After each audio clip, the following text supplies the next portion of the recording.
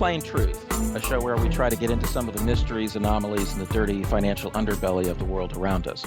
I'm your host, Plain, and joining us this week, we have a guest, Brian Tuohy, who has looked into, quite extensively, the more questionable side of sports around the world, the financial, the gambling, the TV contracts, all that kind of stuff, and how a lot of results may be massaged or outright fixed. Brian, are you there? Yes, I am. How are you playing? Oh, fine. Thanks for coming. We do appreciate it. And I guess we can just get right to the heart of it. You wrote a book a number of years ago called The Fix Is In. And What is it that's been fixed? You're not going to tell me that a business that's like tens and tens of billions of dollars a year is not a pure business, are you? Well, basically what most people say is I ruin sports for them. So if you don't want sports ruined, whoever's listening should probably stop right now. Because the more you think about this and the more you look at this, I think you'll come around to my way of thinking. And if you come to my way of thinking, then you won't want to watch sports anymore. Well, but, I'm not sure if it's that bad, because I think that I tell you the truth is even before your book was out, I mean, I think a lot of people I knew would just say, that the end of that NFL game just didn't look right. I mean, they're 6 points ahead. It's not an idea I created. It's not like I originated this idea. It's been around for a long time. But the gist of it is that I think that professional sports, especially, and you can even go to the NCAA to a certain extent, but the professional sports, what they sell, their product is the games. That's what they broadcast on TV. That's what they need people to watch. That's what they need people to consume. And if you look at professional sports and you realize it's a business, it's a big multi-billion-dollar industry, in fact, and you realize that they can control everything that surrounds the game, and that they allow criminals to play the game. They lie about the gambling that goes on within the games. And you think about all that, and you then realize, okay, well, what they're selling me is these games. If they have the ability to manipulate these games, and they do legally have an ability to manipulate these games, what is stopping them from doing it when it is the best business decision to make? Well, not just that, Brian. I think I would say that you could argue that if they didn't manipulate the games, they would be guilty of professional mismanagement. In a very real way, yeah, you're right. I mean, when you buy shares in a company, right, you expect them to try to make a profit in any way that's legal. Exactly. And, that's your expectation. It's a business. Their job is to make a profit, right? And that's your and my expectation. I think the average fan doesn't come to realize that, and that's where the problem lies. Is that I talk to numerous, who knows how many fans I've talked to, and they just can't see this. They just don't see through the fact that these are big businesses, again, billion-dollar industries. And like the NFL, for example, is a very unusual entity in the fact that it's funded literally by 4 of the biggest media conglomerates in the United States. And if they didn't get that $6 billion a year to run their company, the NFL, they would not exist. They simply wouldn't. Right. And they do something else, which is share a massive amount of revenue, right? They share about 75 to 80% of every dime they make. And that's basically, again, all the TV revenue that's shared. Much of the merchandising is shared. A large part of ticket sales are shared. I mean, one of the few things that isn't shared, and one of the reasons why they need, supposedly, these massive stadiums to always be built, is they do not share the luxury box money.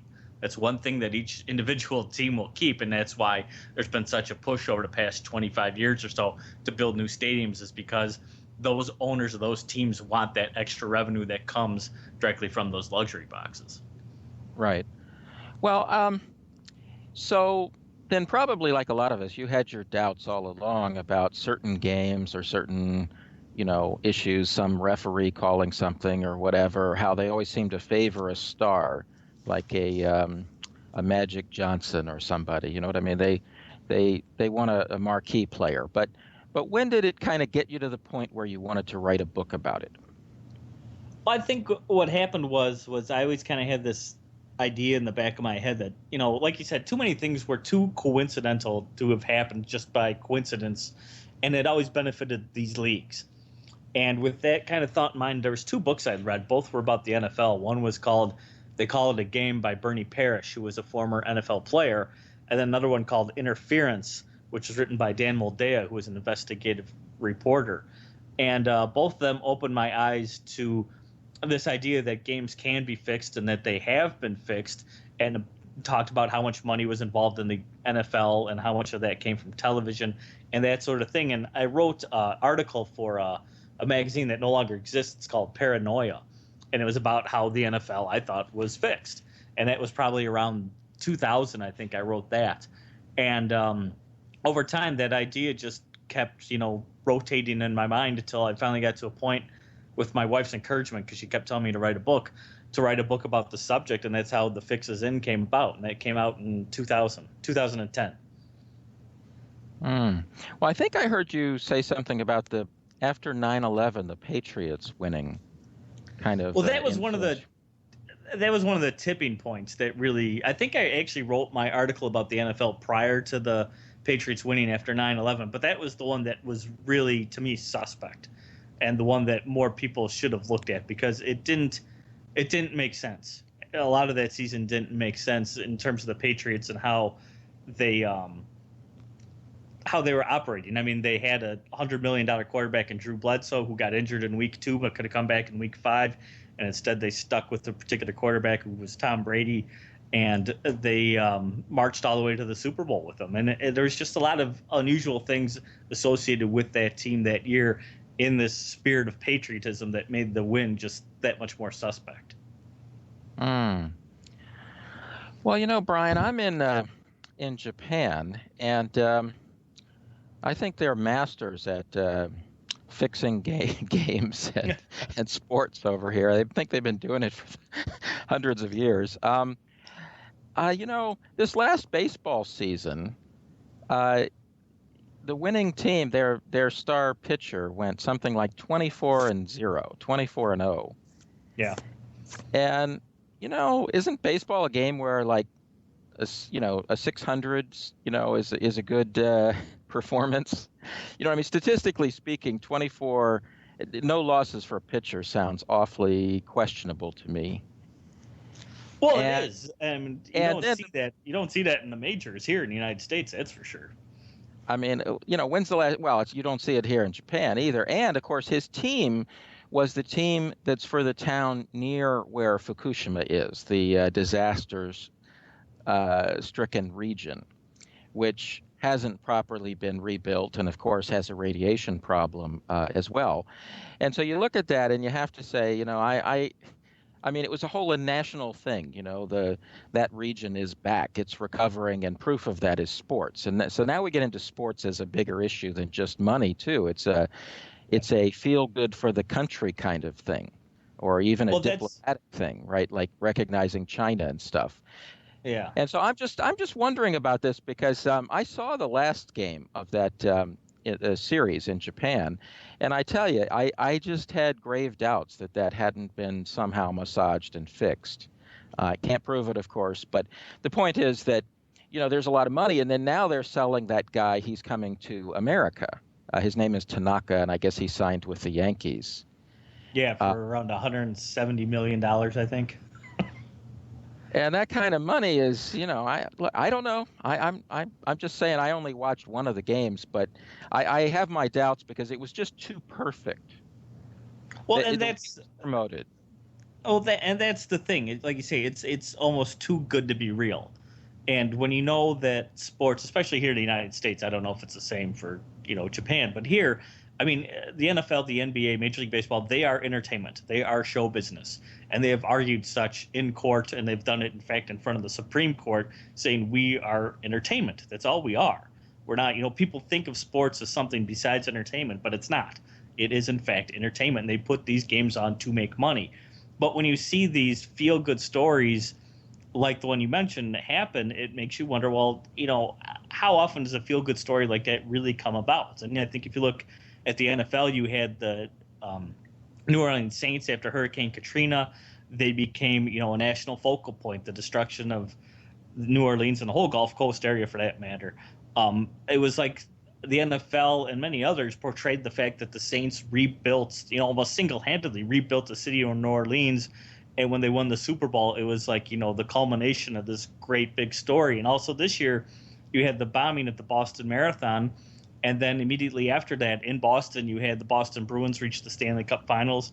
They didn't win, but then here came the Boston Red Sox, and they won the World Series this year. And the whole time they were promoting this whole Boston Strong idea. And it's like, it's just way too coincidental, I think, to be actual coincidence. I think, like you say, it's like it's a bigger psychological almost manipulation going on in regards to these sports and these national events. Yeah, and particularly if the sport shares revenue like the NFL. I mean, an owner in wherever, Tampa, profits from the national media promoting the theme that New Orleans is back and the New Orleans Saints are great or whatever, or Boston is back or whatever. They're not. Exactly. In other words, they're not competitors. They're partners. No. Exactly, and that's another thing that I don't think fans completely realize is, like you said, if one team in the NFL went 0-16 and another team goes 16-0 in that same season, both teams essentially are going to make the same amount of money because of 80% revenue sharing within the league. It's all going to be split equally. And when you buy a hat to your favorite team online, that money is really being split between all 32 teams in the NFL. I mean, it's not you're necessarily supporting one team in your head by wearing their jersey and their hat and the T-shirt and all that stuff, but in reality, you're supporting the whole league with your money. And because of that, I think that's why you could get owners to go in if there really was some sort of behind-the-scenes conspiracy to, say, determine who's going to win the Super Bowl before the season starts. It's going to benefit everybody involved. I mean, no matter what, one team wins. So as an owner, I would think myself, you'd be, well, what's going to get me the most money? And let's face it, again, they're playing these games for money. If such and such team we think is going to be the best story, it's going to get the most people watching, it's going to get us the most ad revenue, let's make that happen because it's going to benefit us all. Yeah, exactly. And so I think it's easy to visualize how in a league with massive revenue sharing, you would see this kind of thing happen. But I think it's also possible for listeners to see that, there's far more than this. There's the point shaving. There are the little things like in soccer, they have gambling on the stupidest things, like which team will get the first corner kick, right? Or which player will get a yellow card, right? And, it's one of the most dangerous things in sports right now. Now, I mean, if any of your listeners have, played soccer or watched it, you realize giving up a corner kick is probably no big deal. The odds are it won't change the game at all. They do lead to goals frequently. I mean, maybe, I don't know, 8% of the time or something like that. I don't know. But I mean, if you were a player at a secondary level and you could get 100,000, euros for letting the other team get a corner kick, no big deal. Yeah. Well, what you're talking about is called spot fixing, and it actually has its own name now. And you're right, in tennis as well, and cricket and soccer, it's become a big, big problem because, like you said, it's a in-game event, and in many places in Europe, not in the United States here, but in Europe and elsewhere around the globe, you can bet on games while they're going on. And a lot of American fans haven't picked up on this yet, but you can bet, like you say, on a corner kick. You can bet on who scores the first goal, who gets the first penalty, who, commits a double fault in a tennis match, who throws, a no ball in cricket. You could bet on these in-game events, and they know that many of these little things have been fixed, that players have worked with gamblers to ensure, somebody loses the second game of the second set in some tennis match. They could still go on and win the entire match. It doesn't matter, but they lose that specific game that was bet upon, and somebody's making a lot of money on the side.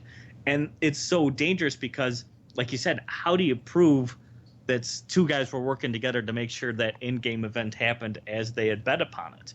I mean, they do have monitoring over there, but, something as insignificant, like you say, as a corner kick, how can you tell? You just can't. Right. I don't think you can tell a lot of these things. I think maybe if you caught the bookies in the betting records somehow and got somebody to plea bargain or something, you Well, might be able to. that's how they best do it is in Europe. Again, the major sports books over there, they monitor the betting as it goes on, and they have their own, proprietary algorithms and software that supposedly can detect which way the odds should go, and then they can follow which way is the betting going. And when they see too much of a differential between the two and some event happens within the game, they'll flag it, and then they'll go back and check who was betting how much money, why were they betting, and when did they bet. And then this has led to investigations. The investigations have led to actual authorities, law enforcement getting involved, which has led to arrests and has led to convictions in Europe. And it's not a foolproof system. It's not like you can't slip through the cracks. You can easily fix matches and fix these little in-game events easily, but at least it's something that's trying to make a difference. Where here in the United States, because it's all controlled by organized crime and the vast majority of money, which nobody knows how much it is bet with organized crime, there's no oversight. So to do something like that in the United States, you can get away with it and no one will ever notice. Well, it's probably, this is a good point to mention, the whole soccer fixing thing, because a lot of Americans aren't aware of this. And as you've mentioned many times, places like ESPN or Sports Illustrated or something do not totally have a financial incentive to get into this. But there has been yeah, exactly. They have an anti-incentive. There's massive gambling influence of soccer around the world. It's caused a huge problem. And you might get into that a bit. Well, they have, certain soccer teams in Europe are sponsored by sports books, by betting institutions. I mean, they don't care that they're betting on the games. The problem is the fixing. And a lot of people say, well, those two things go hand in hand, and I don't believe that. But the problem has gotten so intense in soccer that, they've fixed matches. They have syndicates that really travel the world to fix soccer matches. They intentionally go out and try to do this. And they've done it everywhere. They fixed games in the Olympics. They fixed games in the World Cup, which is the biggest sporting event in the world. And it's most likely when the World Cup takes place in Brazil, there'll be a fixed match or two in that tournament. It almost goes without saying. They have, I think it's all but maybe 3 or 4 European countries right now have active investigations into match fixing in their soccer leagues within those countries. And it's touched, again, every level of soccer. And yet here in the United States, we act like there's nothing going on. Like this can't happen. It never would happen. And who could imagine such a thing? Yes, exactly. It's kind of funny, though. On your website, you had a video of how the World Cup team, how they would fight the draw, how they would do that, and it looked totally contrived. It looked fixed to me. Well, I know that's the amazing thing is, it's kind of like that Hitler statement. The bigger the lie, the more people believe it. They were pulling these balls out of these, hoppers supposedly in this random manner to show which team would be in which bracket for the World Cup draw, and every time the guy got the ball, the main announcer, he would hide the ball behind the podium, and then suddenly he would pull out a name and say, whatever, the United States or England or Germany. Well, nobody saw him open the ball and actually pull that name out of the ball. So yeah, he could have very easily rigged that right in front of your eyes, and nobody seemed to care. And I think, as you pointed out, though, he had an assistant who did things in what you might say is the correct way. And you look at that and you just have to say, he was doing it in this contrived way every single time. So, I don't know if we're talking 32 teams or what it is, but it's amazing where you have one person do it correctly, whatever it was, 8 out of 8 times, and then you have somebody doing it incorrectly or suspiciously 32 out of 32 times or whatever the numbers were. And nobody raised a stink about it. That's the funny part. It's like nobody said, well, geez, this might not be on the level.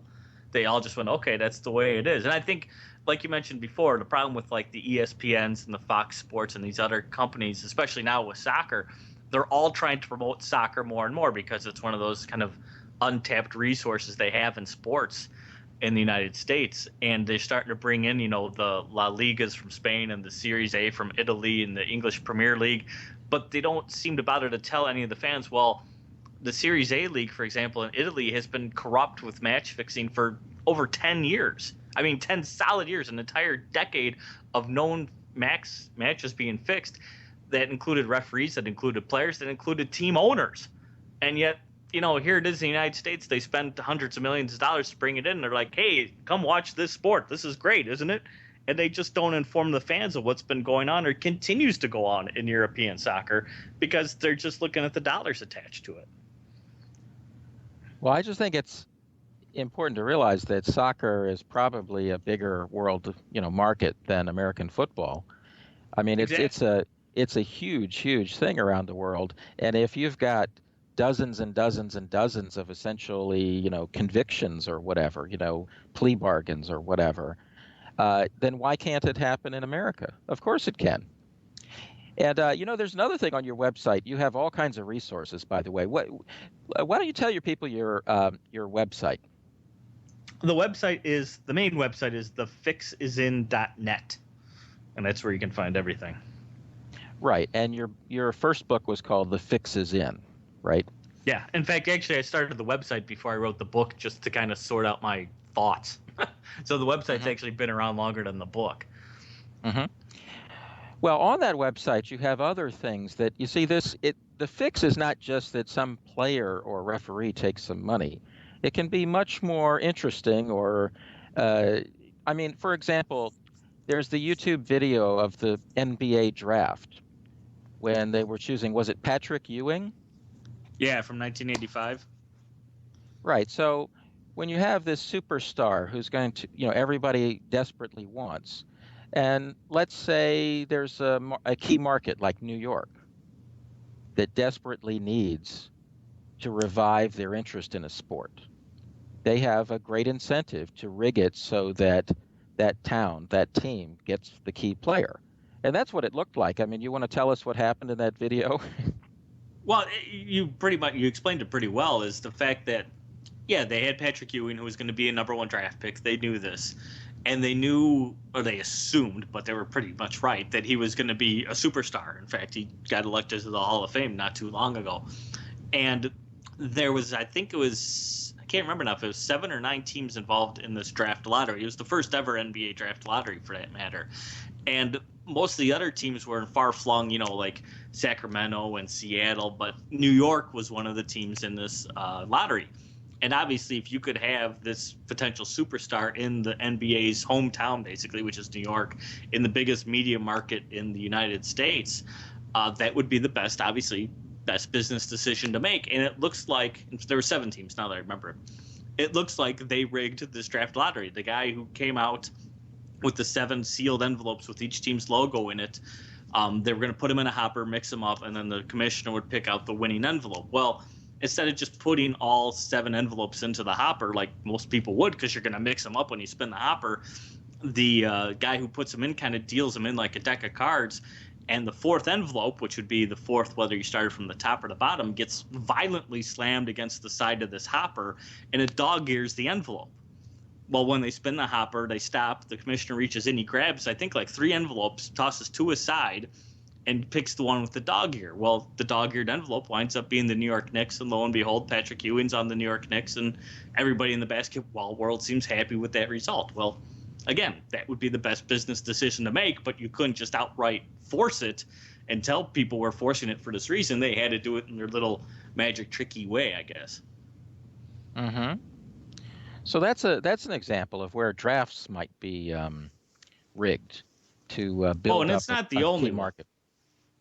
Yeah, I mean, they've done it in other ones. I mean, they've done it with the Chicago Bulls. They did it with the Orlando Magic when they came into the league. And they've gotten more, where they have ping pong balls now, but it's all done behind closed doors anyway. So, I mean, they have in these past couple of drafts in the NBA, certain teams have had almost like mascots with them. I mean, like one had I think it was the widow of the team owner who recently died, and lo and behold, they got the number 1 draft pick. And then another team showed up with I think like the owner's grandson who had some sort of disability, and lo and behold, they got the number 1 draft pick. I mean, it's getting like so obvious as to be ridiculous that this stuff is not on the level, but fans just keep eating it up, and ESPN keeps airing it like it's, some big news.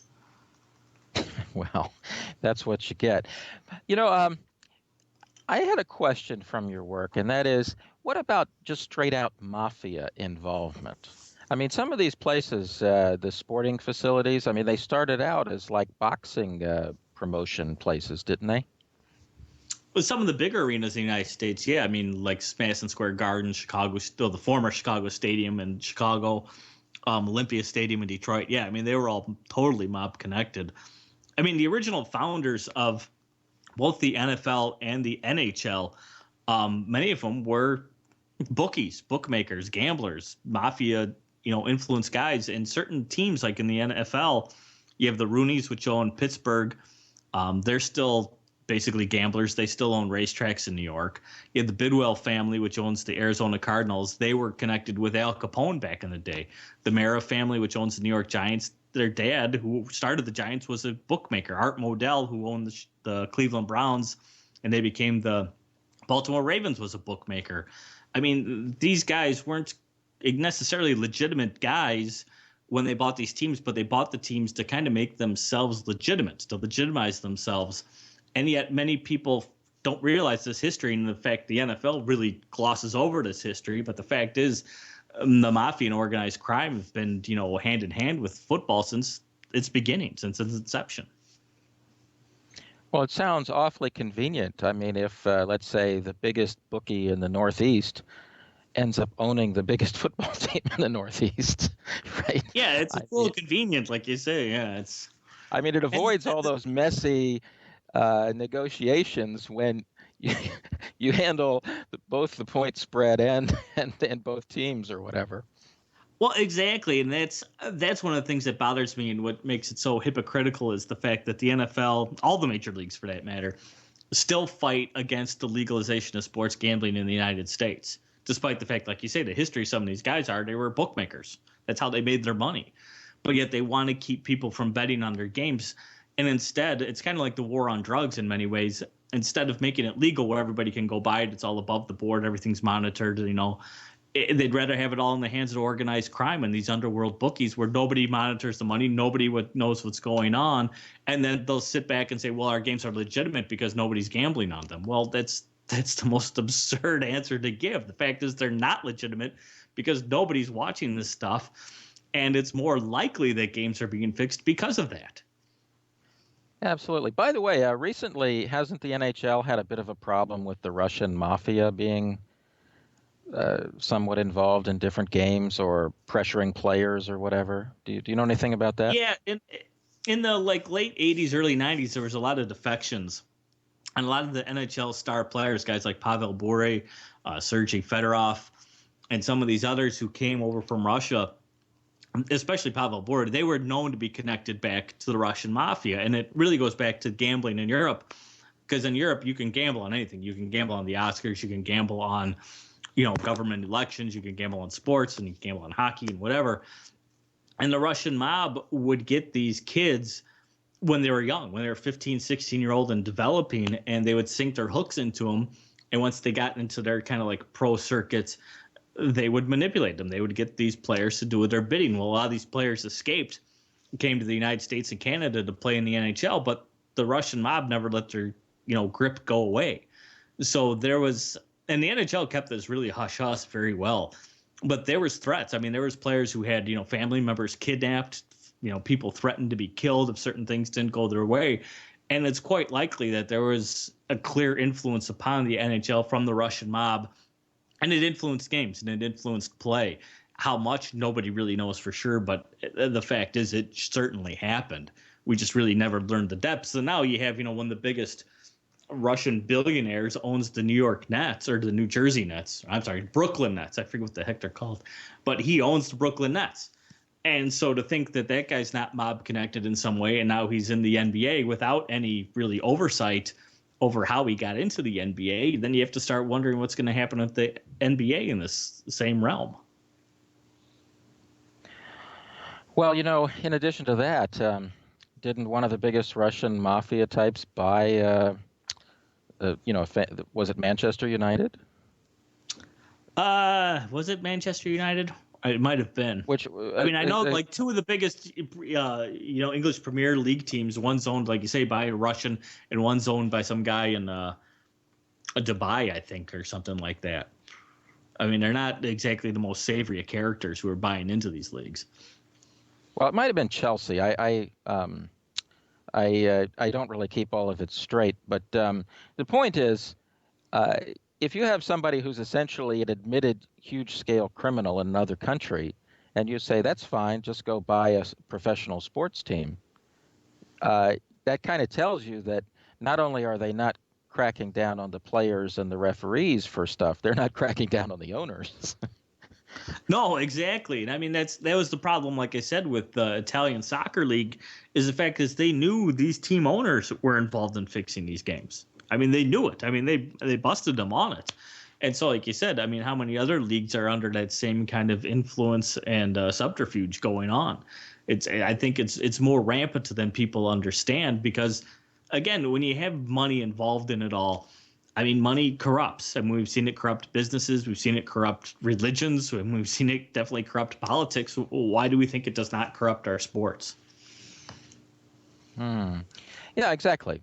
I mean, I just think that, if the league, if something like the NFL more or less started with a bunch of bookmakers and their friends and whatever putting something together,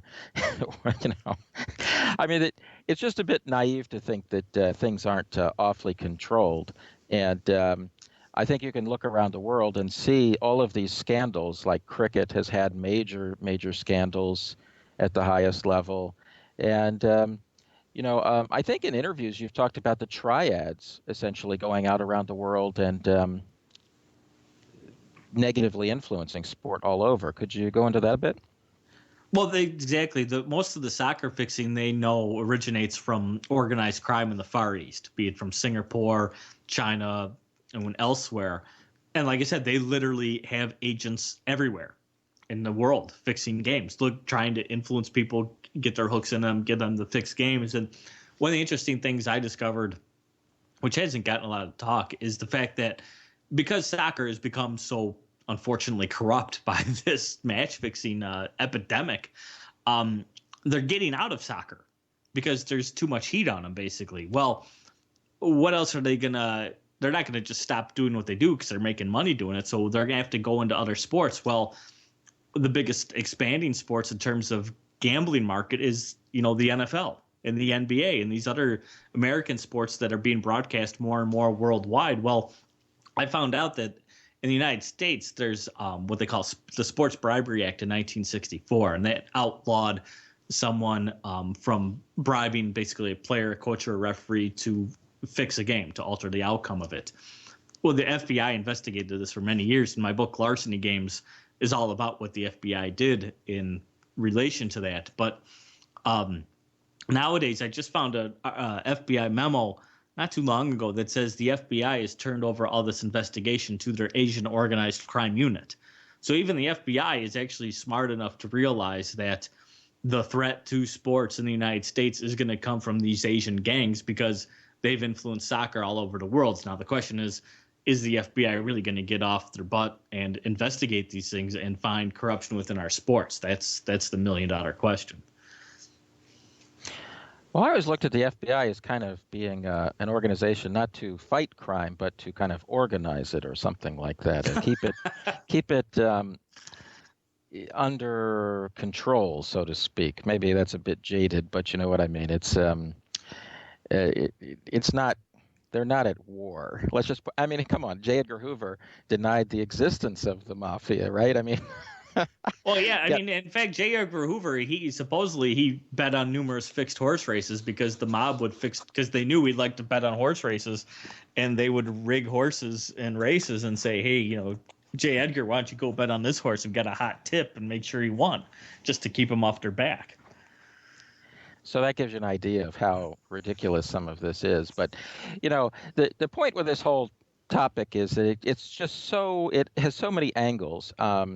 There's boxing, there's horse racing. I mean, anything with big money on the line. And again, it's practically a legal obligation for them to maximize revenue. So what do you expect?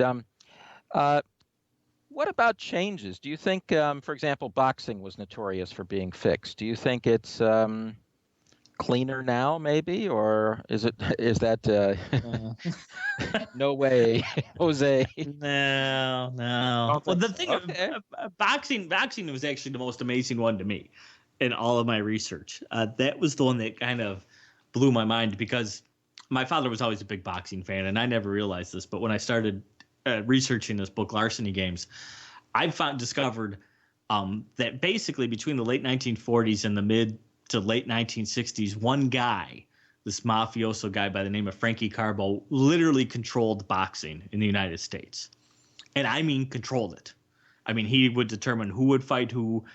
He was working in league with two NHL owners, one who's Arthur Wirtz, whose family still owns the Chicago Blackhawks, and the other one is James Norris, whose father, the Norris Trophy in the former Norris division, is named after. I mean, these are two big heavyweights in the NHL. This Mafia guy worked with these two guys because they owned controlling interests in many of the stadiums around the country, and they would work together to put on these boxing matches, and he was rigging them. I mean, in many cases, he would determine who would fight who and who would win and who would lose.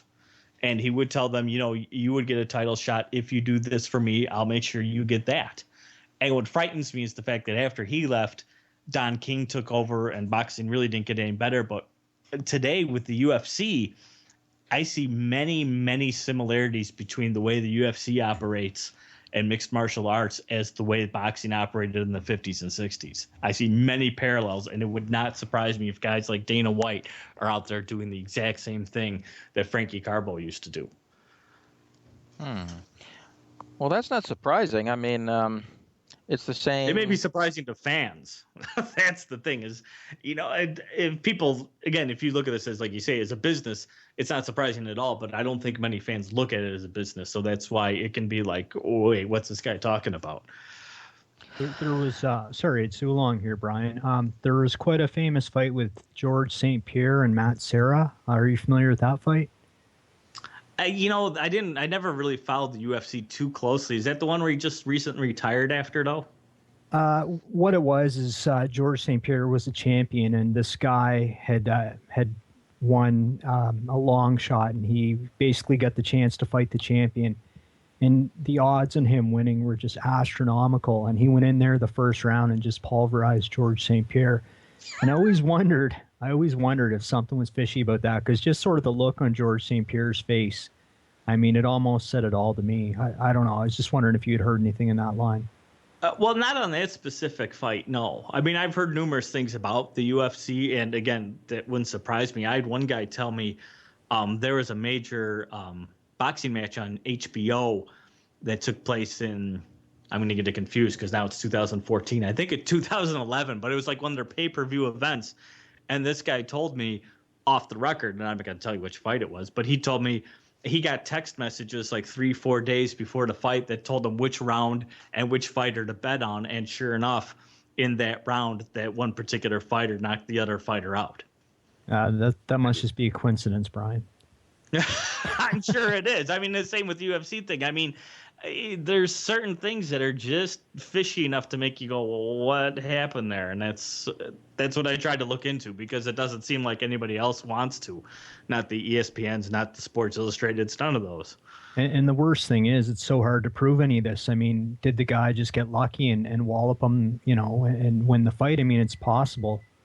Or did, that's the exact problem, is the hard evidence, the proof upon proof. And that's why I get lumped in as a conspiracy theorist, because I can't prove this stuff beyond a reasonable doubt. I can show all sorts of evidence and all sorts of circumstantial evidence that I think points in a certain direction, but I can't say for certain, so-and-so beat so-and-so because it was indeed fixed. But at the same time, when I wrote this book, Larceny Games, I found 400 FBI files that were related to exactly this sort of thing, and the FBI couldn't prove these things. And I mean, they had their sources, they had their informants, they had information ahead of time, they would have game films, but they still wouldn't have enough evidence to take somebody to court and get them convicted. And I'm thinking, look, if the FBI can't do it, you can't blame me for not being able to do it. Come on. Yeah, it's almost a perfect crime in that respect. Exactly. One other thing I was going to ask you about, have you ever looked into anything fishy with the Olympics? Oh, yeah. The Olympics are horrible. I mean, just look at how they determined the site for the Olympics. Why, like, the Winter Olympics are in Sochi, Russia right now. I mean, that's basically, they've called it, Russia's Florida. Well, who in God's name holds the Winter Olympics in Florida? I mean, just don't do it. Unless, of course, there's a big money involved in someone's, paying someone else off, which is why I'm shocked that Chicago wasn't able to land these Summer Olympics when they were bidding for them. Because if there's a more corrupt city in the United States than Chicago, I'd be shocked.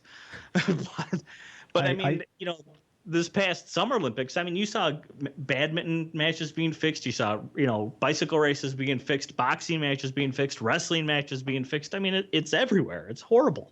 I think there's a famous case. It was quite popular in Canada because some of our skaters, I believe, got robbed of the medal because the judges had made an agreement before the match that, they'd raise each other's vote for their countries.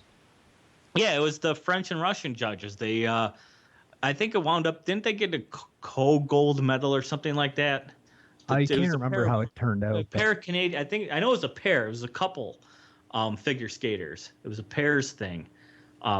But they either got gold or silver medals. But yeah, that basically there was a conspiracy between the judges to say, you vote for my guy, I'll vote for yours.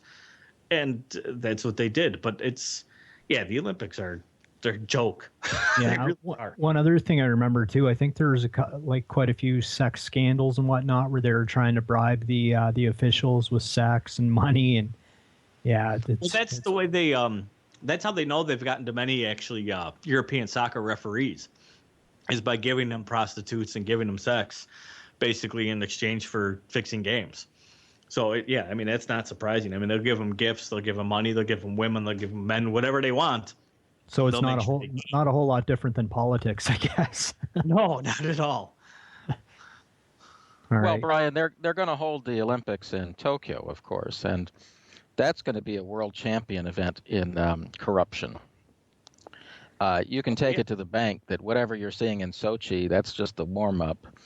I mean, actually, Sochi was an economic development.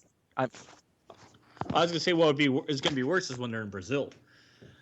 That's when it's going to. They're getting the World Cup there this year. I mean, they already had a stadium falling apart in Brazil that they built for the World Cup. I mean, I can't imagine them running the Olympics anywhere, shape or form, but just as well. I mean, Qatar get the next World Cup? I mean, they know that was corrupt. They know that was bought off, but they don't care. They're still going to hold it there.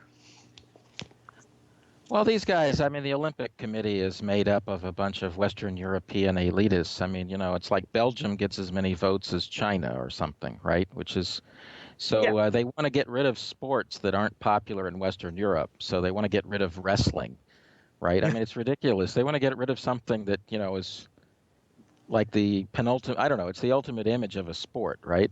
Like wrestling, and replace it with something never heard of, like Frisbee team, hide and seek or something, because maybe France can get a medal or something. Yeah, well, I mean, look at all like the X game type things they have now in the Winter Olympics. I mean, all these crazy skiing events and what have you. I mean, they're not there because of tradition by any means. They're there because they think it'll get people to watch. They think it'll get people to buy tickets. They think it's a way to make money, but they're not exactly Olympic events. When you look at wrestling, like you say, I mean, that's the original Olympic event is wrestling, and you guys want to kick it out of the Olympics? That's just insane. But they have But I also think it's because of the way it's structured. In other words, it's who gets the money. It's not just like world popularity, right? The people in China don't give a darn about upside down, whatever, skiing or something. It's that's something the folks in wherever, France or wherever, can do well. In other words, and the people who are voting on this, it's their inside incestuous network. In other words, the Olympic Committee is not some global thing. It's, as I said, it's China gets one vote and Belgium gets one vote. You know what I mean? Right? So China gets to vote for wrestling and Belgium gets to vote for, whatever is fashionable over there. And not trying to pick on new sports, but I mean, you just can't get rid of wrestling. That's ridiculous. So I think there's a lot to think about in terms of the Olympics. And if you want one of those, what did you call them? Spot bets, spot fixing. Spot fixes, could bet on which event in the Olympics will be fixed first. Because it's whichever one is held first. That's all you got to know. It happened on the first day. Yeah, they'll be arguing on, the bookies will be arguing on what to pay off because it's so rigged. But that's a huge example that's right in front of us. And I don't even think you can take the corruption out of the Olympics. It's so incredibly corrupt. But the topic goes on and on. I mean, I have an acquaintance who is from, I'll say, a Chicago, Las Vegas family. How's that? That kind of background. That's fair enough. Sure. I was hanging out with him in Vegas a bit at a restaurant that he liked, and a champion boxer was there. He'd won the world title or had it at the time, and I don't know much about boxing, but one of the weights that is not so important, in other words, not the lightweight thing and not the heavyweight, whatever the middles is. So like called. A bantamweight or a flyweight. There's something I don't know what the class.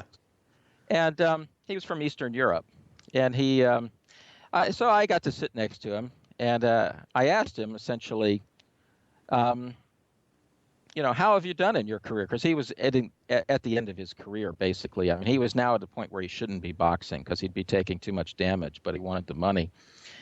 And he essentially said, professionally, I've never lost a bout that I was not forced to lose.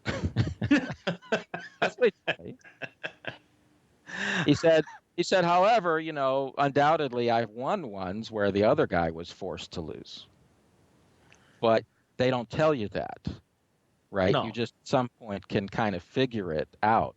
But so I mean, this wasn't that long ago, so I'm pretty sure it's still routine.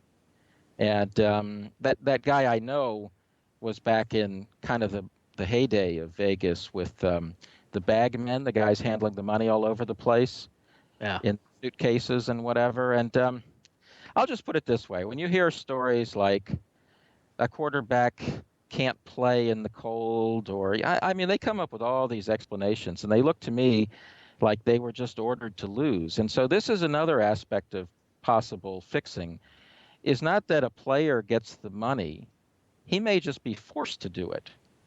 Because I think you're very right. Yeah. I mean, I think a lot of it. Guys now are getting $100 million or whatever in some of these contracts. And you have to wonder if for the sake of the argument, the NFL has a long, long mafia history, right? And you're a quarterback, and your dad is from a mafia town, and you're making $100 million, and they say, look, it's for the good of the league. You got to throw the final game, or whatever. I mean, how are you going to resist? The pressure would be overwhelming. Well, exactly, and I think that's what a lot of people don't think about. Is I think on that level, like you're talking about, is I mean, if you become the $100 million quarterback, you at some point how quote the game is played. I mean, I think especially when you have kids who, since the 8th grade or even earlier, have been put upon a pedestal and almost corrupted from that time.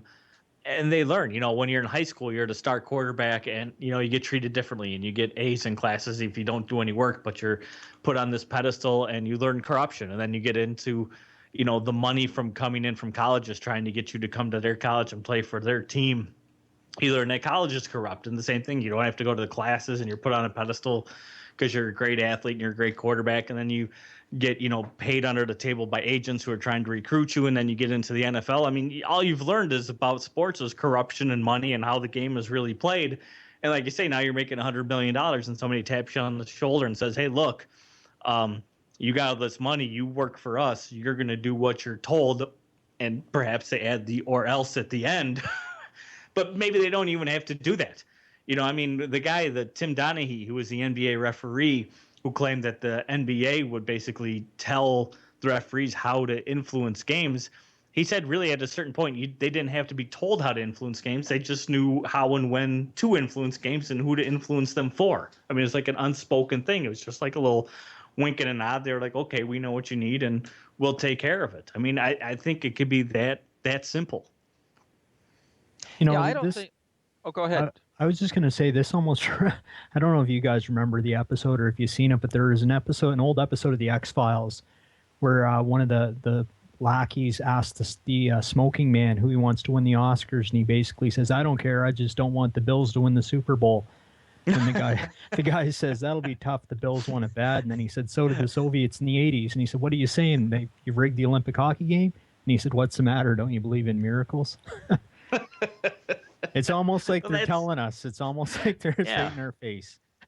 Well, and what's even worse is the fact that, there's an even the other way of saying it too is that, a lot of people say, well, you can't fix these games. You can't get $100 million quarterback to do what you want him to do. You couldn't bribe him to fix a game. Well, the fact of the matter is, if some of these players, they have drug problems. Some of these players have gambling problems. Some of these players have women problems, or some of these players have men problems. I mean, these athletes are people too, and they have weaknesses and they have faults, and we've seen some of it come out, but a lot of it they're able to keep under wraps. But if you're on the inside and these people have a drug problem, they have a gambling problem, whatever, they can blow through $100 million. We've seen athletes blow through that kind of money with no problem whatsoever.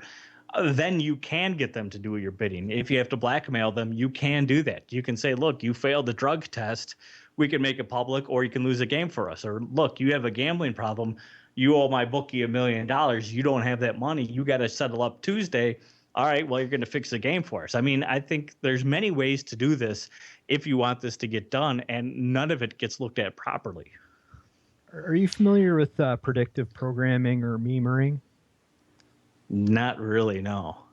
Well, essentially, even beyond the level of say monetary value for the games or throwing games, it could be that, say, the government wanted to put a message out there. I think in one of your previous interviews, one of the interviewees brought up the fact that during the 9/11 incident, the Patriots all of a sudden started winning the Super Bowl. And you could almost make an argument that it would be in the government's interest to throw that meme out there. Yeah, we kind of talked about that at the beginning of this interview here, that not only the Patriots, but the Saints after Hurricane Katrina, the Red Sox and the Bruins right now, just after the Boston Strong and the Boston Marathon bombing. Yeah, I mean, I think that's a very real possibility, too, because you especially look at many of these stadiums, they're basically publicly funded. I mean, they're funded by the government. They're funded by tax dollars. And I don't even understand how that happens. I have no understanding how, if I own a team, I can coerce a city into giving me basically free land, free, tax breaks, all this sort of incentive. And I don't necessarily have to build my stadium there. They'll build it for me, and I can just reap all the revenue off of it. I mean, I think in many ways the government is connected, and they've given antitrust exemptions to many of these leagues because of it. Ryan, that just sounds like modern America.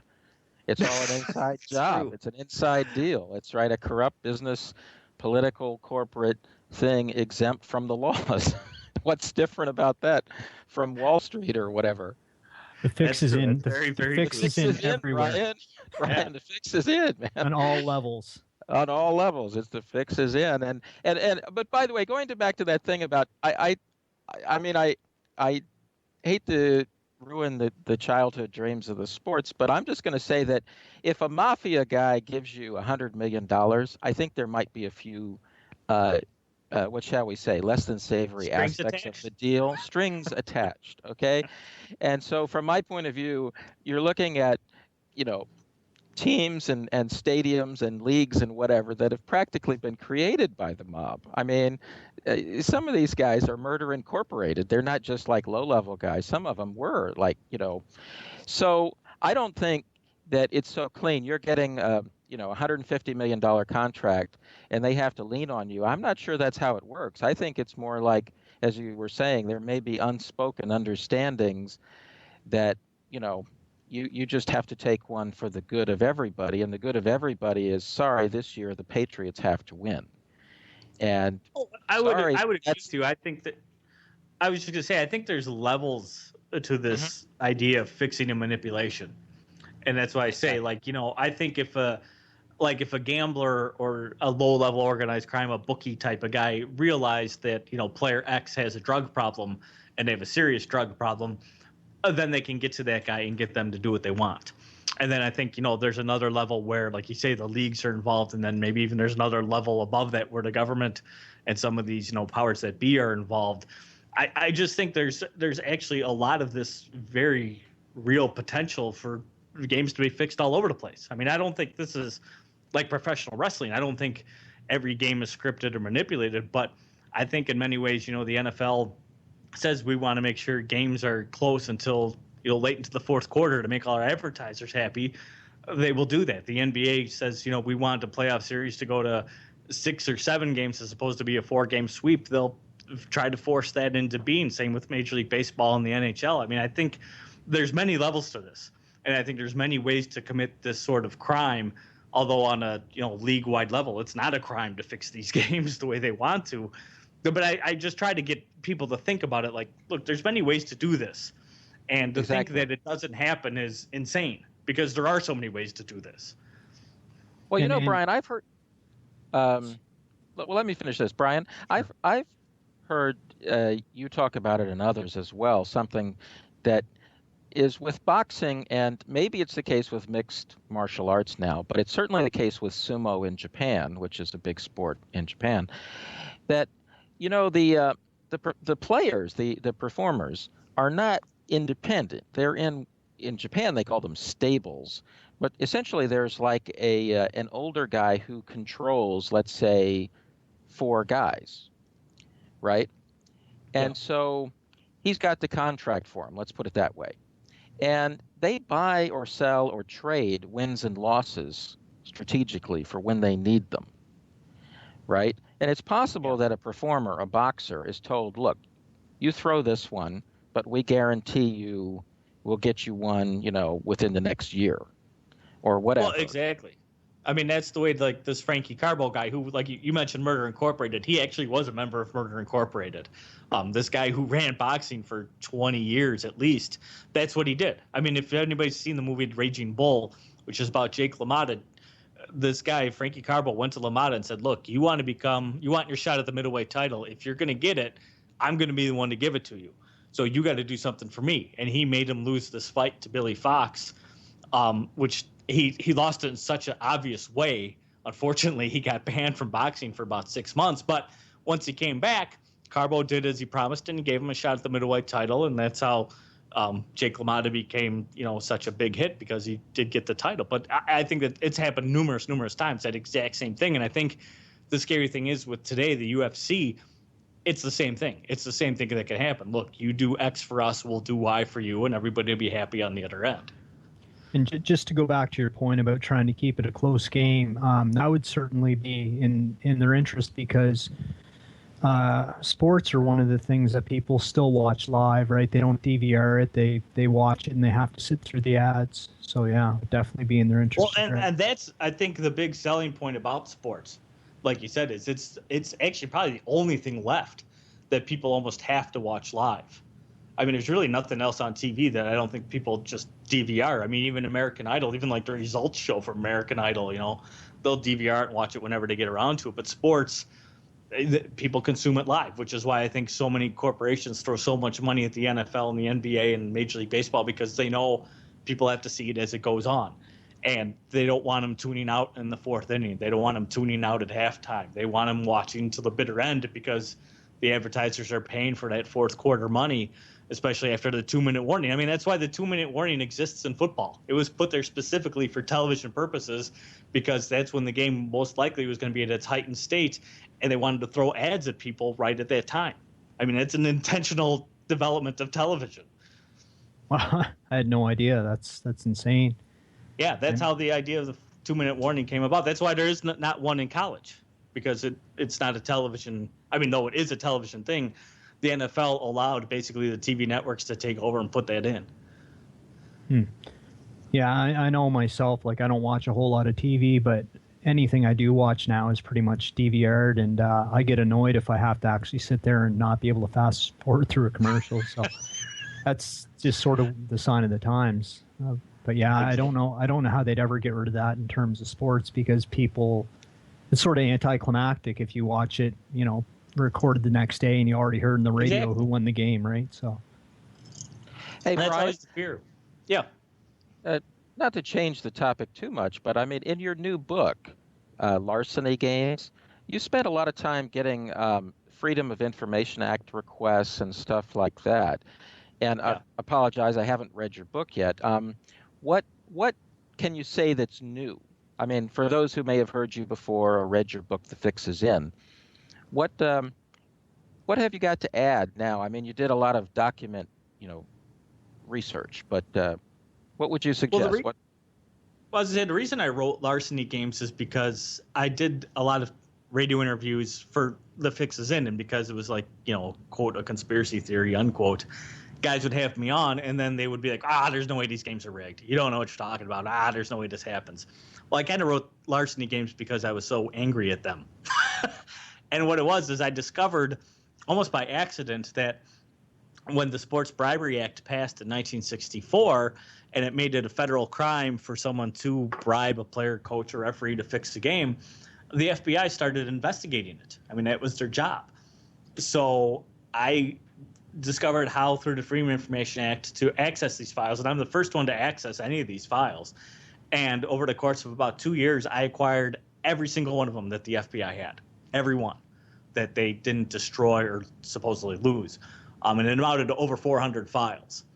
And so most of the Larceny Games is written based off of those files, at least according to professional sports. I didn't include any of the college stuff. I didn't include any of the horse racing stuff, because then the book would probably have been 600, 800 pages long.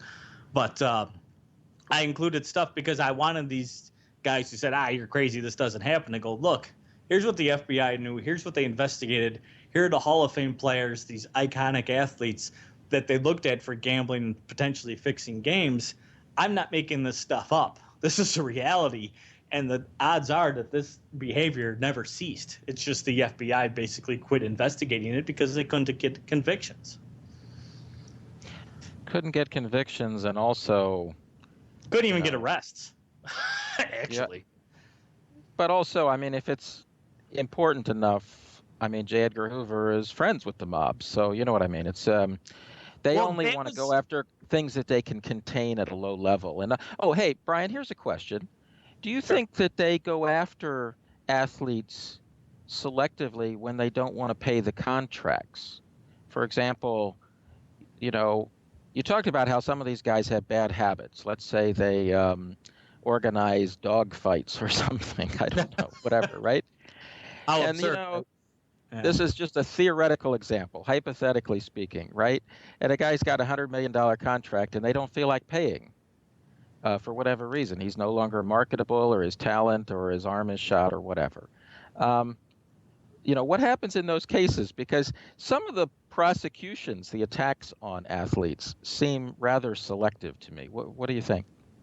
It wouldn't surprise me in the least. Like you say, you bring up the kind of Michael Vick case, you bring up Alex Rodriguez and the steroids. It wouldn't surprise me in the least. One of the things I've learned is that every one of these leagues have what they call a security division. And these are literally staffed with former members of the FBI, the CIA, Secret Service, DEA, local law enforcement. I mean, these are guys who served their time and then retired, quote unquote, and then joined these leagues as their private police force. And I think these security divisions exist basically to cover things up. They do not do any proactive investigation. At least if they do such proactive investigation, it's never made public. Because I cannot find a single instance, and I looked hard. I cannot find a single instance where some athlete or coach or referee or whoever was arrested and the FBI or local law enforcement thanked the security division from such and such league because they provide such a great assistance in, getting this criminal off the streets and out of this league. It never happened. So why do these security divisions exist? Well, they exist basically, I think, to provide such criminal information to the leagues, perhaps to do exactly like you say, to get certain players out of the way if they need them out of the way. And that's one of the reasons why I think the FBI quit doing these investigations, is because in many ways they basically let the leagues police themselves. they basically turned it over, and it's mentioned in the files, and I write about it in larceny games, where they would know about a player, and they would know like FBI or NFL security was following this player, and it would basically an arrangement was made between the head of NFL security, who happened to be a former FBI agent. He would call his old buddies at the FBI and say, "Hey, lay off this. We'll take care of it." And they would. The FBI would back off investigating the case, let the NFL do supposedly their job, and then the NFL would say, this amounted to nothing. We're going to let it go. And that just happened over and over and over again. Sounds like the compliance officers on Wall Street. Yeah, exactly, and that's exactly what it's like. It's just a bunch of nonsense. It's not reality. It's just enough to say, "Oh, we looked into it. We found nothing. You fans don't worry about it. It's all taken care of. There was nothing there." Well, it can't always be that there's nothing there. It simply can't. Now, again, when you look at soccer and tennis and all the other sports around the world that we know are fixed, to think that that doesn't happen here, again, I find is just naive. But Brian, what you're saying, though, I think is in a sense frightening, because what it means is, let's say there are athletes who are not really so happy about rampant fixing or massaging of results or whatever, right? Well, they know that law enforcement doesn't exist. Law enforcement says, hey, we let the league do it, right? So now imagine you're an athlete, even a successful one, right? Or your father was successful in the league or whatever, and right? You don't have much of a leg to stand on if you can't go to the FBI, right? You know what I mean? They just said, we washed our hands of this. We let them take care of it. So you're kind of at the mercy of a bunch of retired, FBI and CIA guys who work for the league. Yeah. Oh, you are. And you're absolutely right. And that's one of the reasons why a lot of the excuses I hear from people who say, well, these games can't be fixed. What you're talking about is nonsense. Is they say, well, someone would be a whistleblower. Someone would come forth and say, yeah, I fixed this game. Well, would you really? I mean, first of all, what would be your proof of this? I mean, your word, because there would be no concrete evidence. I mean, you could say, oh, yeah, the game X was fixed, and you could see how poorly I played. Well, so what? Maybe you had a bad game. But like you say, you can't necessarily go to law enforcement with no evidence. I mean, what are you going to do? Write a book? Well, do you write a book so you make a couple $1,000s? You're not going to make $1 million or $100 million like you would in playing in the league. I mean, there's no incentive for people to come forward within these leagues and report such criminal activity as potentially fixing games. There just isn't. I mean, if there was, the steroid era in baseball would have never taken place. It would have never done it because the players who wanted to be clean, who didn't want to use, would have outed all the other players and said, look, these guys are cheating. We got to get them out of here. And they would band together and kicked them out. Instead, everybody kept their mouths shut, including the Baseball Writers of America. And nothing happened until it finally blew up in their face in the form of Barry Bonds. Then Major League Baseball had to react. They had to do something. And they kind of retroactively did, but it still didn't completely clean up the game, as we've seen. And we know the NFL is just as bad. We know the NHL has probably had steroid problems. We know even the NBA probably has such problems. But again, nobody's coming forward and said, I know these players are using. It just doesn't happen. There are no whistleblowers in sports, and it worries me. And I think part of the reason is because of these security divisions that exist, because they're there, again, to clamp down on such stories coming public. And at the same time, you have the ESPNs who won't make this stuff public, even when it does become knowledgeable.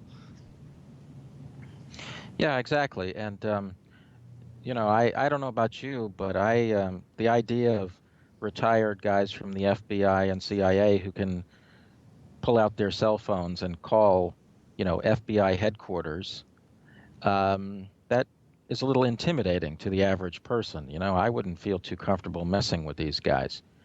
And, no, you shouldn't be. And like I say, unfortunately, not to interrupt, but these cases, I mean, the FBI files I have date back to the 1960s with that exact same behavior occurring.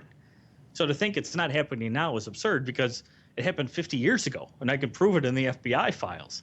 So to think that behavior disappeared is nonsensical. It continues to this day.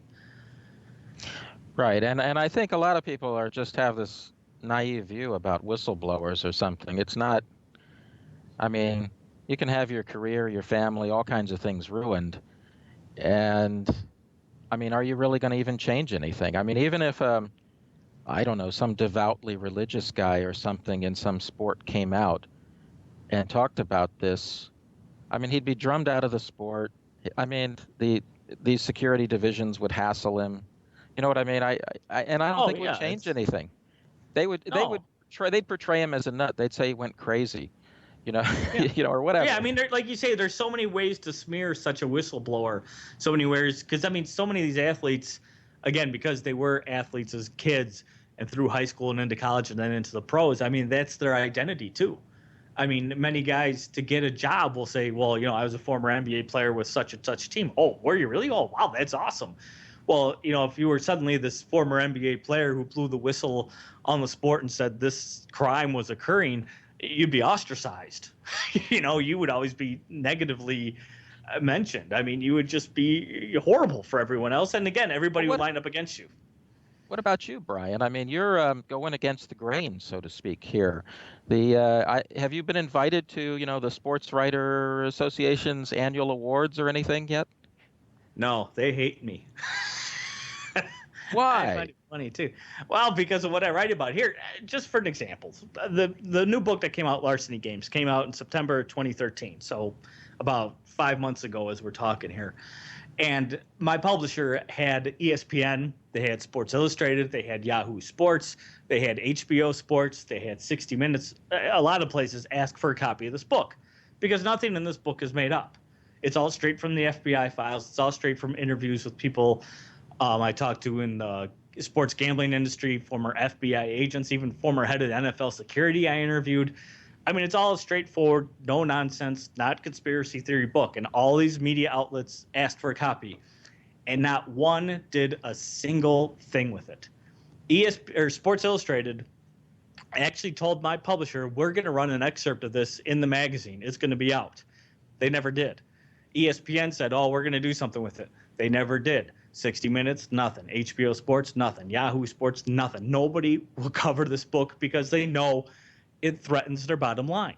Because ESPN gives the NFL $1 billion a year. They give the NFL $1 billion a year.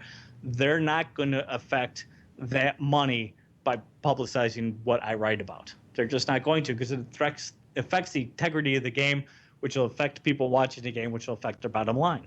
And I realize that. I mean, I know that's the way it is, but I find it sad because this is legitimate research I did. This is stuff nobody else ever touched, and yet they still won't cover it, even though it's newsworthy. Well, you're also really, they don't appreciate this, but you're also, in a sense, you're the one maintaining the integrity, because if the corruption gets worse and worse, and we see this on Wall Street, at some point the whole system could practically blow up. Yeah. And if it's all like nothing but foxes guarding the hen house everywhere, at some point we're going to run out of hens. I mean, and they don't appreciate that because they're all a bunch of foxes, and this argument doesn't work too well with them. But you know what I'm trying to say? You're actually maintaining the system, even though they don't like it, and they won't. They professionally don't see you as being helpful to them. But it's really true. We need this because, seriously, it's getting to the point where the corruption in places like Wall Street really could threaten the whole damn system. And, I agree. We're that close, and maybe it's not as bad in sports, but I just do think that when you get to the point where, I mean, come on, if you know some of these sports and you watch them, you've certainly seen games where you just about have to be embarrassed. I mean, you say, Jesus, couldn't they do a better job of faking that one? Well, it was funny. One of the guys I interviewed for Larceny Games was this guy. His name is Scott Shuttler. He was the head of the sports book at the Stardust in Las Vegas when it was the premier sports book, basically in the United States. They set the line for every game, and that's usually even what organized crime would use as their betting line. And this was back in the 1980s.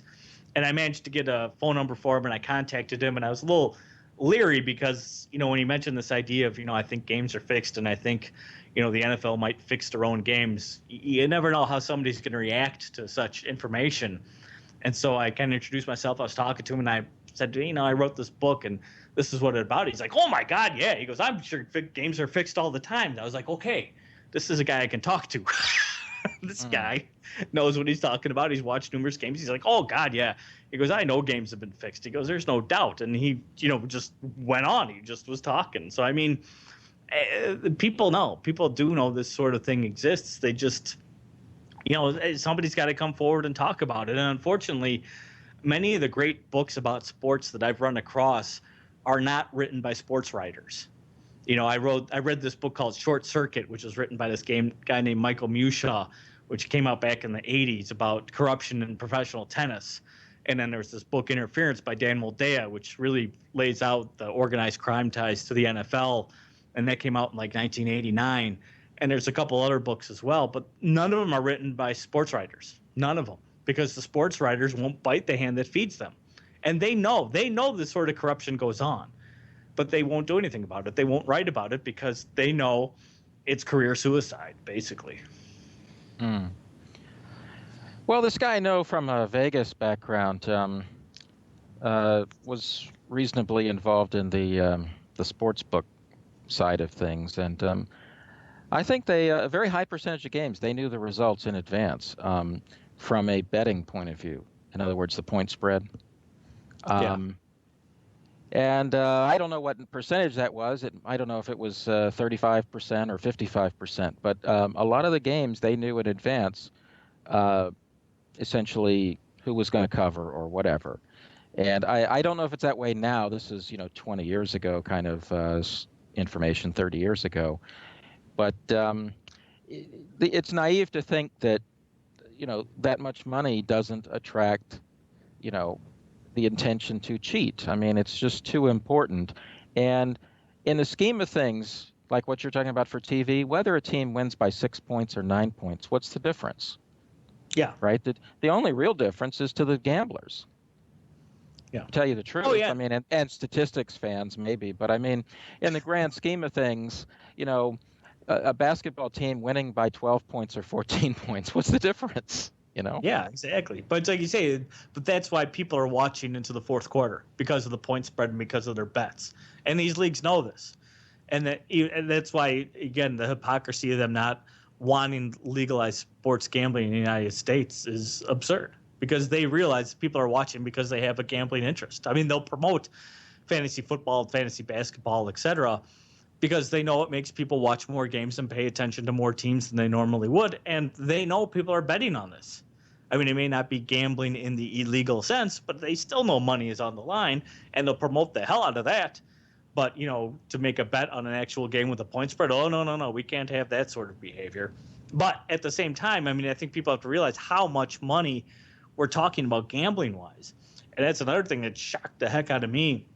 Was the last good estimate on sports gambling in the United States came out from 1999, and that said at that time anywhere from $80 billion to $380 billion is wagered illegally on sports each year in the United States alone. I mean, the state of New Jersey, which is trying to fight and legalize it right now, their estimate was $500 billion. I mean, I find that a bit absurd, but even if it's just the $80 billion that's being wagered, that's more than 10 times what the NFL makes in a season. It's more than 3 times what the NFL, Major League Baseball, the NBA, and the NHL make combined. I mean, it's a huge amount of money, and to think that money cannot and does not influence these games we watch, I think is crazy. I think it has to influence it at some level. And, add in something else. A lot of listeners may not be aware of this, but in the Chinese cultural world, gambling is, I don't know, 10 times it's part more of common. Heritage. Yeah. Right. They gamble every day. Yeah. And so a place like Macau or the Hong Kong racetrack can do, I mean, the Hong Kong racetrack can do way more business than all of Las Vegas combined. Fine. Okay. So, what I'm trying to say is that it's not just your neighbors, how much do they gamble? I mean, a listener might say, hey, my entire family hardly gambles. We only make one bet a year, and that's the Super Bowl, so I don't believe your numbers. It can't be that great. Well, but you don't hang out in the world with people who like to gamble, and you haven't spent time in, Hong Kong or whatever. In Macau, you'll see people laying down $1 million bets on sports they don't understand. Yeah. I mean, no, they don't watch American football. They just know that it's a famous thing and they want to gamble, so they gamble on it. And so it's putting a lot more money into the game than you might think if you're just a local fan going to the game in Tampa or wherever you live. Well, and it's also the fact that because it is a worldwide thing, I've talked to gamblers and these professional sports gamblers, and they will literally bet around the world. And they will not only just bet around the world, they can actually influence the betting lines around the world, which is it's more stock markety than you think. I mean, the guys who really have the money who can bet that much, they will bet on a game on the wrong side of a game. They'll take, like, for example, they want to bet on the Broncos, for example. We'll talk about Super Bowl. But what they do is, even though they want to bet on the Broncos, they'll bet money on Seattle in the Far East, like you say, in Macau and other places. They'll, online betting, whatever. They'll influence the market there, which will in turn influence the market in Europe, which will in turn influence the market on the offshore sports books, which will then come around and influence the market here in the United States. And once the market's been influenced enough by that money they planted in the Far East, it's gone around the world and come back to the United States. Then they'll bet on the Broncos here in the United States because they changed the betting line and gotten the number they want. I mean, that's how in-depth this has become to some of these guys. I mean, it's not just $50 with your local bookie. It's millions of dollars, and they're spreading it around the world, and they're manipulating the markets because they can and they want to, and they'll profit from it. And, also in some countries, like in Britain, you can gamble on just about anything. And Exactly. I mean, you can gamble on whether, for example, Joe Biden will become the president in the 2018 election. And when you think for a second, you could say, that doesn't seem very likely. But there's one scenario where it is likely. That's when he's the incumbent. Exactly. Yeah. Right? So you see, that's a little messy, isn't it? If you're gambling on something as untasteful as that. Well, right? Exactly. I mean, and that's why I think in a way they outlawed a lot of that stuff here in the United States. Like you used to be able to bet. I don't know if you could bet, but I know they used to have lines like on the Oscars and who would win the Oscar for Best Picture and Best, Director and that sort of thing. But like you say, in Europe, you can bet on that stuff. I mean, you can literally go in and bet money on those things. You can bet on political elections and that sort of thing. And yeah, if you're going to influence something, why not influence it and make a little money on it as well? What the heck? And by the way, you might remember this, but a lot of us were less than happy when certain people proposed, I think it was in the Bush administration, the idea of a betting market essentially on terrorism. And this seemed really dubious because you could have incentives then for the Mafia or somebody to essentially create something. Do you remember that? It might have been. It never happened. You understand? But there were actual serious proposals to essentially. The idea was this way, it would kind of create an incentive for people around something to, if they made an investment, so to speak, a bet on something, then all the data gatherers, all the NSA types or whatever, would have an idea that something was up. Right. In other words, if let's say the odds are of a major attack in the U.S. being 1 in 100 next year, 1 in 1,000, and then all of a sudden the gambling line changed to it being 1 in 3, right? Then the FBI and the president and everybody would know, oh, my God, we've got somebody who probably has inside connections or something. Yeah, because wasn't that kind of based off of the 9/11 with the put options on the airlines? Right. Exactly. Sure. Yeah. And I think it's a bad idea because I think it gives an incentive to people in the system. Oh, exactly. Like FBI guys or whatever, because I don't trust them, just me, but, I don't trust them at all.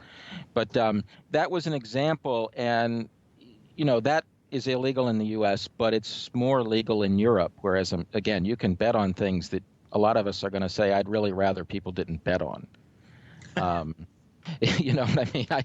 I, as it is, we got enough corruption. We don't need to give guys payoff on their bets when, a top actor has a heart attack or a car wreck or whatever, But so you see that, it's not just the laws that you're familiar with, the listener and the people It's also it could be different in Macau. I mean, come on, the U.S. can't do anything about Macau. They could make bets on anything they damn well wanted to. They could make a bet on a war. I mean, they could do what they want. They're quite free to do that. And they have so much money that it's actually threatening the integrity of things like American football or European soccer. And there is a lot of evidence that the triads have been doing that. Yeah, well, exactly. And like you say, I mean, that's why we know soccer is so horribly corrupted now, is because of those guys went out, spread their money around the world, and influenced games everywhere. And like I said earlier when we were talking, is the fact that because soccer is so watched now and it's so known that so many matches have been fixed, those guys are going to spread to other sports and other areas that aren't being watched. And I think the prime target is sports here in the United States. Brian, do you think that the powers that be, or whoever it is that kind of puts these things out there, do you think they've been sort of pushing the gambling agenda over the past few years? The reason I say that is because it just seemed like all of a sudden, Texas Hold'em just started to pop up everywhere. It started to pop up on TV. There was movies about it like Rounders. Do you think that that's a possibility that they want people to gamble as a distraction or for whatever reason? No, because I think if they wanted it, they would allow the states to legalize sports gambling here in the U.S. And they won't do that. I mean, the leagues are fighting tooth and nail to prevent it, which, again, to me is moronic, because if it was legalized like it is in Europe and people were allowed to bet out in the open, then everything, well, not everything, but a lot of it would be monitored. And when we would see strange line movements, when we would see what they call unnatural money showing up on games, then there would be some sort of oversight and some sort of investigation. And you could root out some of this criminal behavior that I think goes on, all the time in our professional sports. And I think their want to prevent that is almost a telltale sign that they know this sort of stuff goes on. And because they don't want it to be found out, they want people to think everything's on the up and up, and they think publicly, PR-wise, that fight against legalized gambling is great for the fans and it's great for the game, when in fact it's complete opposite. Legalizing it would be better for the fans, it would be better for the games, because of that outside oversight that's over and above the leagues. Yeah, I guess I must just have a conspiratorial mind. As I said, it just seemed like all of a sudden it was just, for whatever reason, Texas Hold'em. It was like everywhere. At the same time, what I find interesting is the fact that, like, ESPN, now the NFL says, you telling their broadcast partners, you cannot discuss the betting lines, like in your pregame show, you can't discuss it during the games. But at the same time, if you go to ESPN, there's a lot of betting advice on that website now.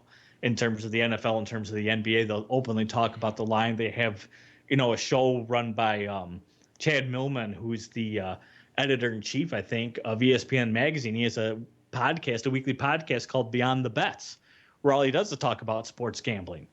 But at the same time, the league say, we can't legalize it, we can't have it. So in many ways, Chad Millman is openly telling people to break the law.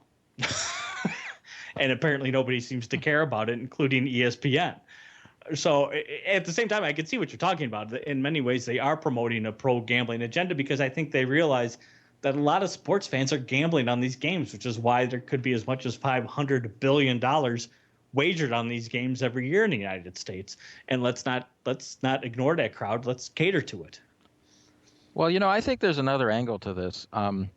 There's the gambling agenda, and then there's legalization. I mean, the problem with legalization is they don't want essentially an attorney general, or what I mean, a government official to mess with them, right? They like it just fine I don't the think way they it want is. the oversight, yeah. Right. However, the gambling agenda, in terms of do they want more people gambling, well, the answer is yes. And so Sure, yeah. if their buddies at ESPN and the sports networks and the TV networks and all that can see that it's good for them to have more gambling. Look, let's face it, the more money that's spent on sports gambling, the more eyes you're going to have watching games. Exactly. And as you said a minute ago, you can't skip through sports if you watch them live, right? So the value of an ad in a football game is worth a lot more than an ad in something in the middle of the night that somebody can just tape. And so, which is why, like you say, sports, Super Bowl is $4 million for 30 seconds, because I know people aren't going to skip them. And so I think there is a gambling agenda, but I just think they're solidly opposed to legalization because then they would have to deal with government authorities, and they prefer to hire retired FBI guys, I guess. Yeah. right? Because I mean, let's face it, that wouldn't you? I mean, if you were in their position. By the way, Oh, since we're yeah. talking about the Super Bowl, it's that time of year, right? Any thoughts, any news, anything with the Super Bowl that kind of stands out? Well, the funny thing to me is I get email all the time from fans, which is great. I love hearing it because people will tell me stuff that I didn't know and they'll point out news articles that I didn't see. But I've received, I don't even know how many, 50, 100 emails since the start of the NFL playoffs. And I'm not exaggerating. Every one I've received has said basically the same thing, that the NFL is going to give this Super Bowl to Peyton Manning for, years of service and job well done type of thing. I've not heard anybody who's emailed me tell me anything different but that. So it's one of two things. Either the NFL is just making it blatantly obvious to people and Peyton Manning's going to win the Super Bowl, or they're going to pull one over, on everybody and the Seahawks are going to upset them. I don't know. I don't like making predictions anymore because every time I make a prediction, if I'm right and I say, okay, Denver's going to win, if I'm right, everybody says, well, everybody knew Denver was going to win. That was no prediction. Big deal. And if I say Denver's going to win and I'm wrong, then everybody tells me, oh, you don't know what you're talking about. You're just a conspiracy theory. See, Seattle won. You don't know. Well, you're right. I don't work for the NFL. I'm not on the inside. I don't know what their game plan might be. Okay, so making predictions does not help me. I've learned that now, and I try to avoid them. But I find it strange, like I say, that I've gotten so many emails, and all of them have been the NFL's giving this to Peyton Manning. Well, there's a lot more to it than just than a prediction. It's also, like you're saying, it's the scuttlebutt, it's the grapevine, it's all that other kind of stuff, and what their themes might be, and Peyton Manning's turn, that kind of thing, or whatever. And so there can also be, like, I think on your website, somebody's talking about the desire to get a local area to fund a stadium. That kind of thing is a serious possible motivation in sports, right? Completely. Right. Let's say the polls say that 49% of people in some town want to support a government-built stadium for the good of an NFL team, right? Yeah. I bet you that if that team wins the championship, because of all the good PR and good feeling and everything, it'll go over 50%. It'll go over 50%. They could hold the vote right then, and it'll win. Yeah. Oh, no, I think that happens many times. I think that's happened a lot. And it covers the NFL and Major League Baseball especially. I think the NHL and NBA doesn't have as much of a problem with the arenas, but the big stadiums like Major League Baseball and the NFL, I think you could point to a lot of cases, including San Francisco not too long ago, where they supposedly, quote unquote, needed a new stadium, and then suddenly the team got good, and lo and behold, boy, the voters voted for them to get a new stadium. Amazing how that worked out for them all. I don't find all this stuff to be coincidence. Well, again, as you say, it's kind of like it happens every time. Yeah. You know what I mean? I haven't seen it not happen. I mean, you could look for it, but it certainly seems like the fix is in. Yeah. The only time I think recently it didn't happen was the Atlanta Falcons wanted a new stadium. But amazingly, shockingly, the owner, Arthur Blank, who I believe owns Home Depot, among other things, he's actually funding the stadium. I think he's funding like 80 to 90% of the stadium. And the Falcons were like 4-12 this year. But I think if he wasn't funding the stadium and he was like every other NFL owner out there, then we might be seeing the Falcons in the Super Bowl this year. Just the way it seems to work out. Well, also, we talked about this earlier. These guys may trade stuff. It's like this year we take it on the chin for the good of the league or the good of whatever. But, you owe us one. And 2 years from now, we're going to have to make it to the championships or whatever, that kind of thing. Well, and I think, if there's that much backroom dealing going on, that would sort of talk wouldn't surprise me at all. And, you can only have one champion a year. Somebody's got to win it. So, it can't be this team every time and it can't be that team every time. Everybody's got to take their turn in a way. And also, I think you've mentioned this in some interviews and whatever, but the NFL in particular has promoted this theme of parity, right? And what that means is it really makes it easy for them to rig it, because then they can have a team finish the season at something like, I don't know, 9-7 or something or whatever, come on strong at the end, and then go all the way. Yeah, well, parity is the perfect thing to hide behind, because, like you say, it has promoted the idea, and they've been promoting this idea since the '60s, that on any given Sunday, any team can beat any other team. Well, that's the perfect thing to hide behind. But the fact of the matter is, there are certain teams that are just talent-wise much better than other teams. I mean, you can see it. Whether that result actually matches the talent level, well, that's where I think sometimes you can start questioning things. But yeah, that notion of parity, where a team could be in last place this year, but next year they could win the Super Bowl. Well, that makes everybody excited about the next season. It makes everybody want to tune in on day one, because, hey, this year could be completely different. We could go all the way. So let's start watching from the get-go. I mean, it's like I say, it's a perfect idea to hide behind if you're going to manipulate these games the way I think many of them are manipulated, because it just offers the perfect front. Yeah, and I think that they've intentionally promoted that image. I mean, you can't read a magazine, a Sports Illustrated or something. I mean, every year you read the same phrase about the parity thing. You'll read that phrase 50 or 100 times in a year. I mean, it's an idea they really push. And so you have to wonder. I mean, yeah, it's a lot more complicated than a team with fewer players like ice hockey. But yeah. Still, somehow, I find it awfully suspicious, and I think our listeners would too. You'd have to say that there's a tremendous amount of incentive out there for financial chicanery or TV manipulation, or again, and some of it isn't even that bad. I mean, putting in the 2-minute warning, that might even be good for fans. You know what I mean?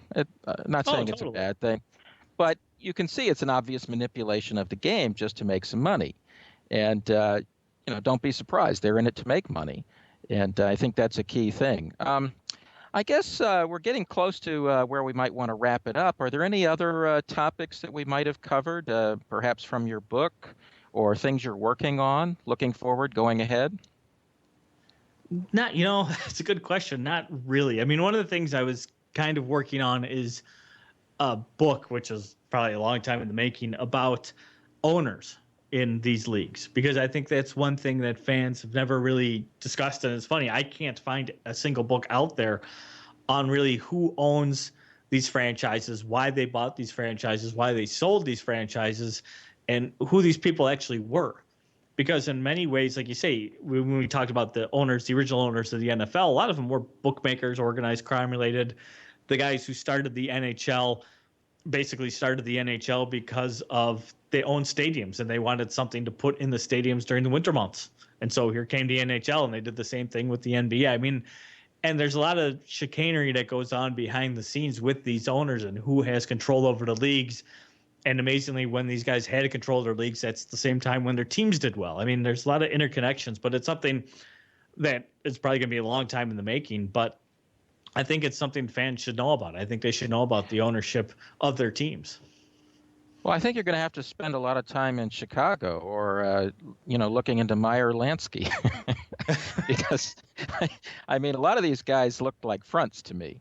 And they very well might have been. Their beards, their covers, you know what I mean? They, the best cover. I mean, let's face it. Let's say, for the sake of the argument, it was somebody like Meyer Lansky, or a key figure in Murder Incorporated or something. The best they could do is put a bookie, a regional bookie, as the guy who's their front man for it, because there's no way they could do it. I mean, the public wouldn't stand for a true, horrible, and well-known criminal being the owner of an NFL team. You couldn't have Al Capone owning the Cubs. That would have not been good. You know what I mean? It's not going to be cool, and you can't have Bin Laden owning the Yankees or whatever, right? You got to have these guys have to hire people. I mean, and so they're gonna find some gangster family, at a lower level or whatever. And this doesn't mean everybody. I'm just saying I do think that you yourself were saying that Chicago is about as corrupt as it gets, and I think you're going to find a lot of the ownership connections are going to trace back there, and frankly to the underworld, to the mafia crowd. Well, and that's, like I said, that's one of the things I kind of want to root out, which maybe not be in my best interest or health, but that's one of the things that interests me, is the fact that it just boggles my mind that, there's so many sports writers out there, and there's so many, guys like Bob Costas and Dan Patrick who even transcended kind of almost this field, and yet these guys really contribute absolutely nothing to our understanding of sports and what goes on behind the scenes and how things really operate. I mean, and I understand that's not necessarily their job, but these guys have the ability to do that, and none of them will do it. And you know what? Apparently, I'll do it. Well, good for you. That's great. But you know what's kind of funny is you remember Howard Cosell, right? You're old enough to. Oh, yeah, totally. Yeah. Right. Now, Howard Cosell was a kind of a jerk personality to a degree on TV, right? An in-your-face kind of guy when things weren't so in your face. And I didn't really care for his style, but I'll put it this way. At the time, I thought he was at least regularly doing stuff that needed to be done. And, after he's been gone, there's been nothing. No, I would agree with you wholeheartedly on that. He wrote a couple of books that were actually, if you can kind of read in between the lines what he wrote, you'll see that he was saying, this isn't all on the up and up, and this isn't all correct. I mean, I think he was. I think you're right. He was the last guy, because he didn't come from a sports background. Like many of these guys today, they're either former coaches, former athletes, or they weren't journalists before they became sports writers. They just wanted to get into sports. And I think a lot of these guys want to get into sports and sports writing because, I hate to use the term, but they're kind of jock sniffers. That's what they want to do. They want to, get paid to go to watch these games and rub, shoulders with these athletes. But Cosell wasn't like that. And I think that's why he's one of the few guys in recent memory, not everybody remembers him, who was willing to say, I've been on the inside, and not everything smells like roses here. Yeah, and it's the examples are legion, but I mean, if you were an outsider, like take away a sport that a lot of people really care about, like let's say football or something, basketball and baseball, hockey, and look at something maybe some of the listeners don't care for, like boxing, and then look at something like was it the George Foreman fight when he was an old guy? I mean, that was set up so beautifully so that everybody's going to say, oh, he can't possibly do it. An old guy just can't win. And then next thing you know, he wins. And it's just, I don't know. I had buddies tell me, so this is, before the thing, this is a setup. That he's going to win it. He can't, but it's boxing. It's like in Chinatown where he says, it's Chinatown. Don't you get it? It's boxing, right? He's going to win because the whole setup is to build that story, and then he'll be out selling stuff like barbecue or whatever, right? And damn if it didn't happen. Yeah, well, it's funny you bring up Foreman because it shocked the heck out of me. There was a book written by a guy named Ferdy Pacheco, who is known as the Fight Doctor. He was Muhammad Ali's fight doctor, and he wrote a book called, I think it's called There's Blood in My Coffee. And it's kind of like his autobiography. But a shock to me is late in the book, he wrote just like one sentence where he said, and he just flat out wrote it, he said the majority of George Foreman's fights were fixed at the end of his career. And it just kind of blew me away because, I mean, like you say, it seemed kind of odd that some like 45-year-old fat guy's beating like a young 20-year-old guy like with no problem. But it was amazing to hear somebody like him actually flat out state it, because it's usually not an admission you see. Well, maybe they're not even hiding it anymore, at least when people retire. But it was pretty obvious at the time. And so I thought that's just an example. And maybe it's easy to see when it's boxing because, but just, I mean, come on. 45-year-olds just are not in the kind of shape. They don't usually beat up 24-year-olds, at least not in the condition he was in. I mean, we're not talking about pitching. Maybe a pitcher can pitch a great game at 45. But boxing, heavyweight boxing, you must be kidding me. And I think from that you can see, okay, in other words, the money is what makes the world go around. Well, I tell you what, Brian, I think we're going to wrap it up here. I guess we can close and just say your website again and your latest book. Tell the audience. The website is thefixisin.net. And then the latest book is called Larceny Games, Sports Gambling, Game Fixing in the FBI, which is available at Amazon, Barnes & Noble. It's for your Kindle. You can go to my website and find out where else it's at, because it's like at Sears and Target and other places, to my own surprise. But yeah, it's available everywhere good books are sold, hopefully even your local bookstore, which is probably the best place to get it from. Okay, so thefixesin.net, and what can I say? You've done a great job. And by the way, your website has a lot of interesting stuff. I mean, I was just looking at it a day or two ago, and it had a long article on the Billie Jean King, Bobby Riggs tennis match, and how so many people thought that was fixed. And I remember watching it. It looked awfully dubious to me. And then Riggs had all kinds of Mafia friends, Oh, that's totally, yeah. I mean, he was a Mafia man, and so, you just don't know. But I recommend your website, too, is the point. So if listeners get a chance, there's a lot of the more interesting side of sports there that they will find, and certainly not just one sport. It covers the whole gamut, so it's really worth looking into. So, Brian, thanks so much for coming. We appreciate your time. And, folks, that's it. It's a wrap. Oolong, thanks, too. Thanks, and Brian. Take care.